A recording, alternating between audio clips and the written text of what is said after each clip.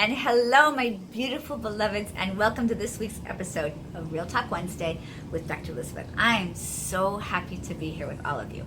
You guys are amazing and so kind and beautiful. Thank you so much for all of your incredible and loving messages about the video I posted last week. I felt so loved and so supported reading your messages, and I want you guys to know from the bottom of my heart how much I love you and I appreciate you, and I thank you for all the love and support. It means the world to me.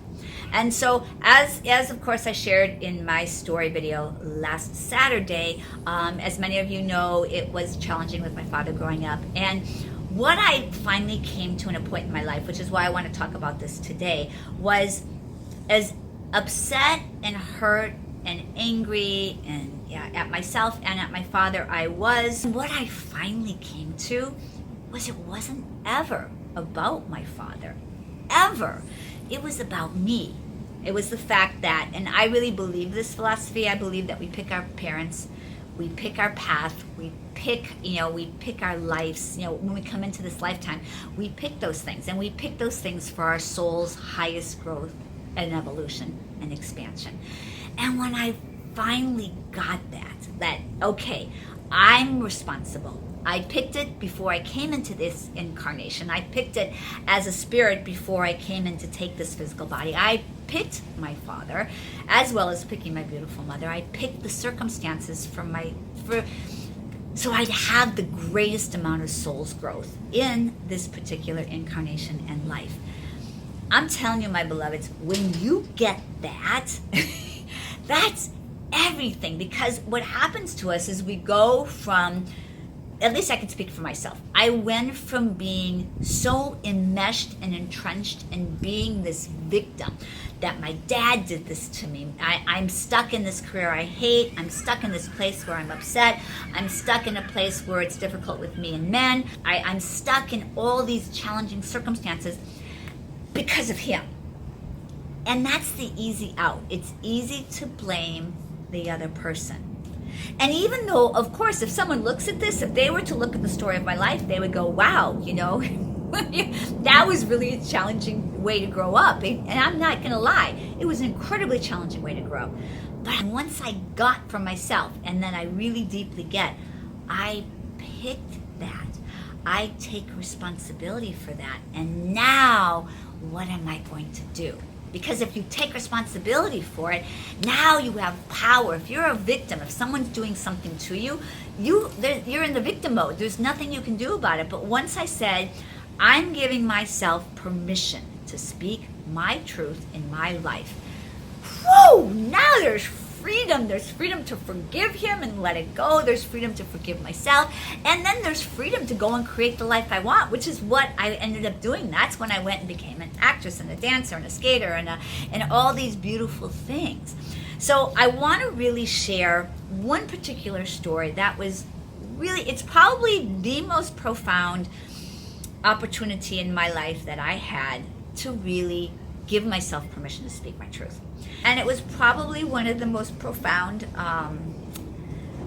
gifts I've ever given myself. And what happened was I was going home for the holidays, and the way things were in our family, it was not unusual that my father would do something that was unkind or inappropriate or mean-spirited. And so that's why I hadn't gone home in a couple of years, but my mom called me. She's like, please, Elizabeth, I really, really want you to come back for Christmas. I love you, and we your sisters and I and your brother, we really want you to come back. And so I was like, okay, but I just need to let you know I'm going to take a stand for myself. If Dad does something that's unkind or inappropriate to me or anybody else around, I'm going to say something, and he's going to need to take responsibility for it and apologize, or I'm going to go home. All right, so this is going to sound a little bit we actually made a joke about this in our family. My parents are both Catholic, and so of course they like to go to church for Christmas. But my father has, it's really strange. He would want to go to the church at the hospital, and we actually called it In-N-Out Church because it was like such a quick mass. My father wanted to go to church, but he didn't really enjoy the whole ceremony, which actually the whole ceremony is like the most beautiful part, like this beautiful, the ceremony and the singing, but he's kind of antisocial, and he liked going to In-N-Out Church. So he dragged us all to the hospital. And so we're at the hospital, and here's the thing, my beloveds. If anybody's going to go to church on Christmas Eve at a hospital, they're there because one of their beloved family members is in the hospital. There was this family right in front of us, and I felt it energetically, but you could actually even see it. They were crying. They were in tremendous pain. I found out afterwards that one of the young men in their family had been in a terrible motorcycle accident, and so they were there. They didn't know if he was going to live or die, and they were in this church because it was the only place they could go for Christmas Eve ceremony for the Mass. And so we were right behind them because we were going to In-N-Out Church, which my father wanted to go to. And there was a young man there, and my father he lives his life very inside of a box of right and wrong, and very in a very conservative but very conventional kind of way. He's more into the rules than he is into love and kindness. And this young man was sitting there, clearly crying and very, very emotional. And my dad kind of like hit him on the back of the shoulder like that, and told him to take, he had a baseball cap on, and told him to take his cap off. And I was mortified. I mean, even just thinking about it now makes me cry. This young man, he was maybe 18, and he was in so much pain, crying because he didn't know if his brother was going to live or die. And here this man is like hitting him on the shoulder and telling him to take his hat off. It was absolute insanity to me. And of course, part of it was because that's the kind of insanity I grew up with, but part of it was just because it was such an act of unkindness in a time when you could have just been kind and compassionate to these people whose family was going through so much pain. So of course, I said to my mom, I said, if he does something that's really unkind and inappropriate, I'm going to take a stand for that I will not tolerate that kind of behavior. I grew up with it. I'm no longer tolerating that kind of behavior at all, from him or from anybody. That's a stand I now take in my life. So, and I give myself permission to speak my truth. And my truth is that I take that stand for myself in my life. So we went to dinner. I didn't say a word. And when we came home, I went first to my mom and my sisters, and I said, because they all saw what happened, and they saw how upset I was about it. And I said, I'm gonna go home. I said, I can't be around this kind of unkindness and lack of compassion. It's just not okay with me, unless he takes responsibility and apologizes, which he had never, by the way, ever apologized for any of his behavior ever in his lifetime. So I went to my father, and I was terrified. I had never stood up to my father ever before in my life. And so I went, I remember it was in the kitchen, and I walked up and I said, Dad, I said, what you did, I said, what you do in your own life, I said, I love you, I respect you. And what you do on your own in your own life is completely your business.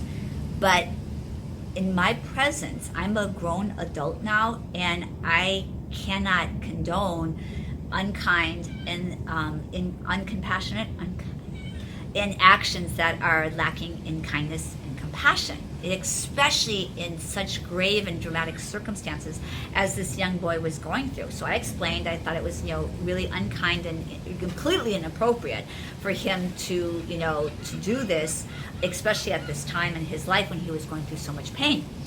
And I said, I need for you to take responsibility for that and apologize for that action that you took in front of me.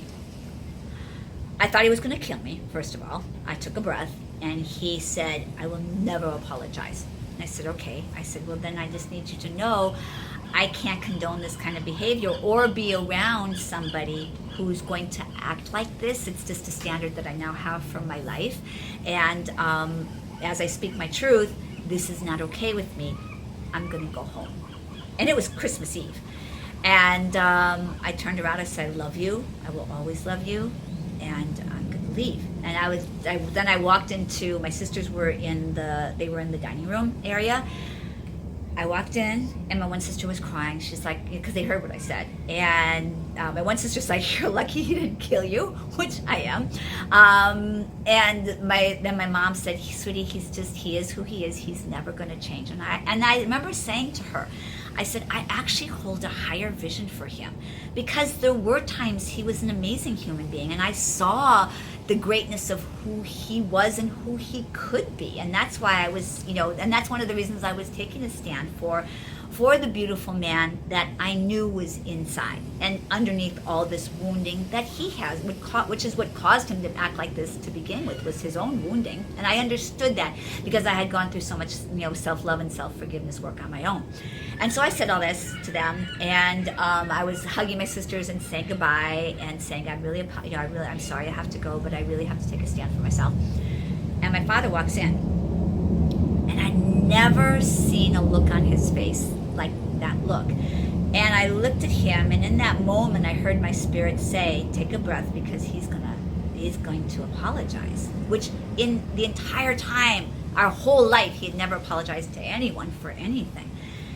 And I took a breath, and he said, can I speak to you alone? So I walked out, and he looked at me, and he said, I love you, I don't want you to go, and I apologize. And I just took a breath, and I said, I love you too. And it makes me cry just to think about it.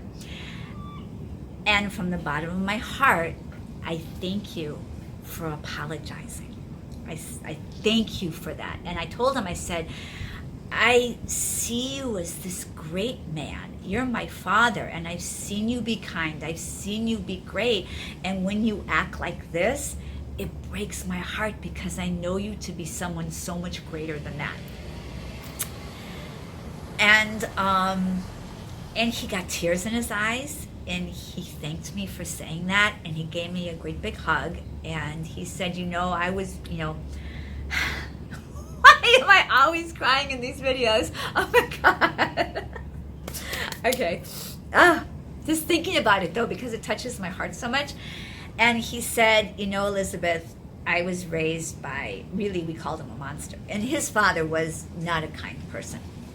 And I said, I know, Daddy, that's why I look to you as so much greater. I said, but it's going to take you forgiving your own father and really doing the inner work on your own to move past that, so you can get in touch with the kindness and compassion that is inside of you. And he's a magnificent physician. I had seen him be incredibly kind and incredibly compassionate with his patients, and in many, many circumstances in life, which is one of the reasons why I wanted to speak my truth and take a stand, because it was really taking a stand for him stepping into the greatest person that he could be.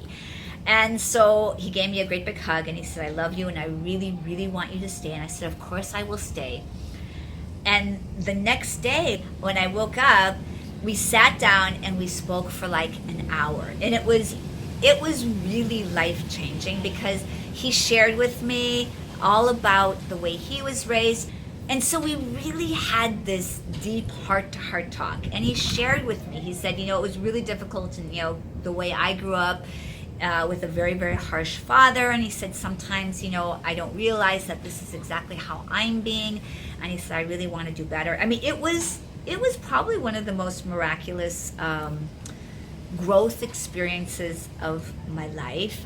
One, being able to take a stand and having the courage to speak my truth, because I wasn't sure if he was going to say I'm sorry or if he was going to kill me, because I had witnessed some pretty harshness, some pretty harsh behavior when I tried to speak my truth growing up. So there was a part of me that was terrified, but I had asked, so here, let me do this.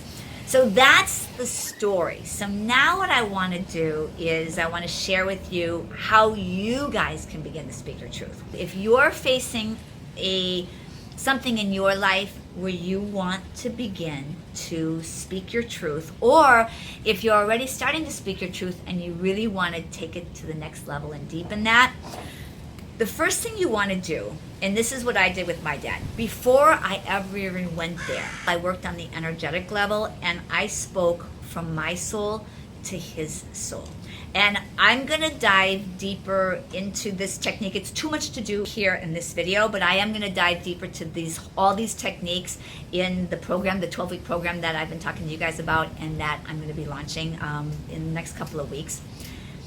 But that's the first thing I did, was I spoke his higher self to my higher self, preparing for the opening.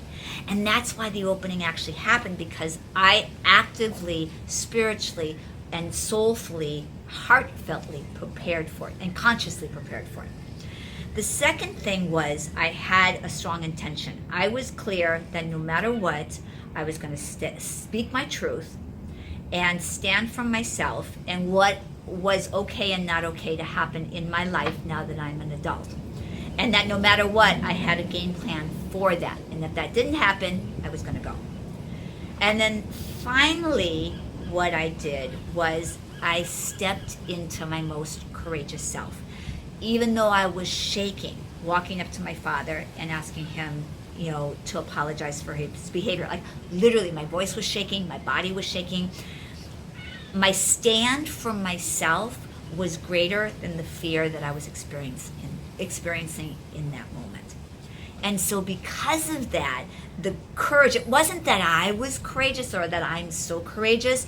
It was that the stand that I had for myself was so strong that I was able to step into the courageous action that I knew I could take. And I say that for you as well, that the stand for yourself will be so great that you'll be able to step into your courage.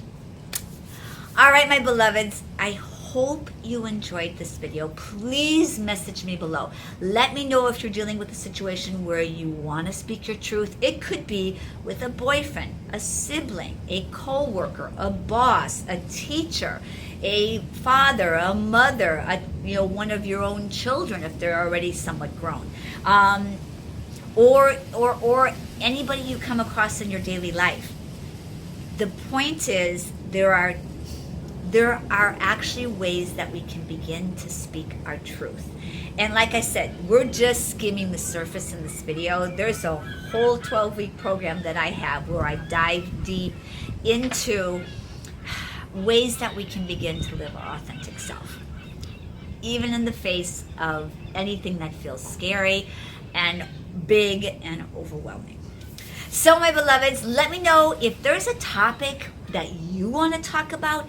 Message me below and let me know. Or of course, I'm going to put my Instagram here. You can DM me over on Instagram and you can say, hey, Dr. Elizabeth, I would love for you to talk about this, or I'd love for you to talk about that. This is our platform and I'm here for you. We can talk about whatever it is you want to talk about.